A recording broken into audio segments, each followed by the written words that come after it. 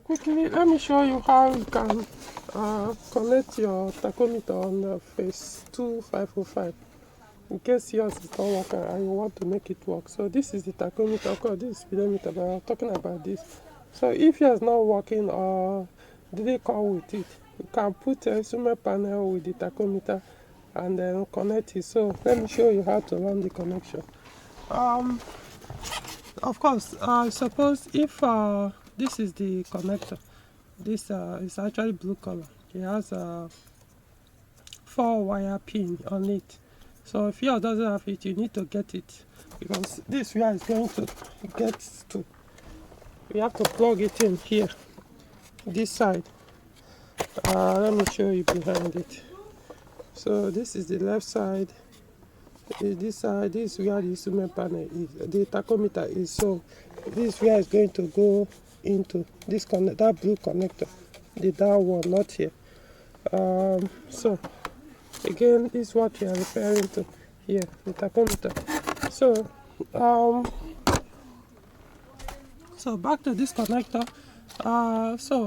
Or maybe yours have this one, but for some reason it's not working. So this is how you're going to, you can do the bypass in case maybe there's a cut somewhere, or you can troubleshoot, or you run a fresh connection as well as you have this connector.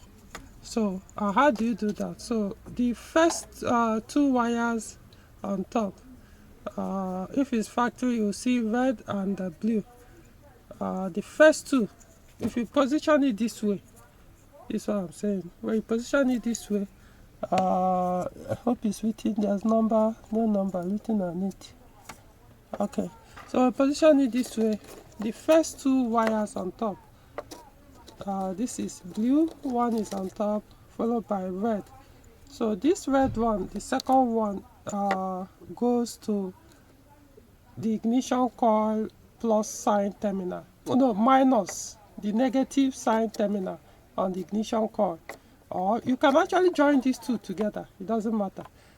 So if you don't want to send only this first 2, only this red one, just join these 2, twist them, join them together here, and then connect it to the negative terminal on the ignition coil. I'm going to show you that one. Now the 3rd wire here, this is the ground supply. So this goes to the ground or the negative supply. Anywhere you can run a negative connection to this.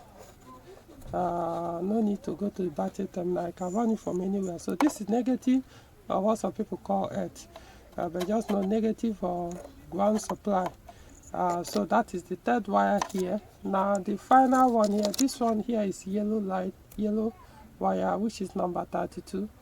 So this one is ignition. You can go to ignition switch to switch on ignition. Or you can run it to ignition coil positive terminal. So I'm going to show you guys. Remember, again, the first 2, when you put the connector like this, always remember the position. When it's like this, the first 2 wires facing up, 1, 2, the first 2 wires on top, join them together and connect it to ignition coil negative terminal. The 3rd wire here, the connector facing like this, is the ground supply. So run a ground connection to this. Now this one is ignition coil positive terminal, or your ignition switch. So I'm going to show you what I mean by positive and negative. Okay, so these first 2, this is where you're going to connect them.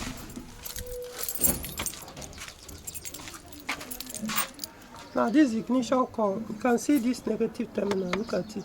You can see minus here. So this is where you connect it to, alongside with the other connection that will be there. So you join it to this one. Again, remember negative or minus. So that's why you connect those first 2. Now this is a ground supply, so I don't need to tell the provider where you can get it. But this last one here, the 4th wire, which is 32, goes to here. You can see this positive sign here on the ignition switch. See it here. So you connect it here as well. Just join it to this one, and that's all. because if you start your vehicle, your tachometer will come up. That's all. But if you have this thing, of course you can follow the wire numbers. There are numbers on it, but you don't really need a wire to know how to run the connection, as long as you want your tachometer to work. Okay, so that's all.